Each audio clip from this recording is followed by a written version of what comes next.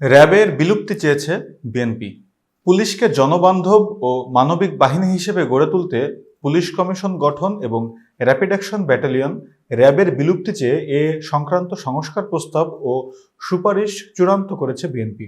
এই সুপারিশ বাস্তবায়িত হলে পুলিশ বিভাগের দায়িত্ব পালনের ক্ষেত্রে নানা অসঙ্গতি ও অনিয়ম দূর হবে বলে মনে করে দলটি। আজ মঙ্গলবার সকালে গুলশানে দলের চেয়ারপারসনের কার্যালয়ে এক সংবাদ সম্মেলনে বিএনপির গঠিত পুলিশ প্রশাসন সংস্কার কমিটির প্রধান ও দলের স্থায়ী কমিটির সদস্য হাফিজ উদ্দিন আহমদ সুপারিশমালা তুলে ধরেন।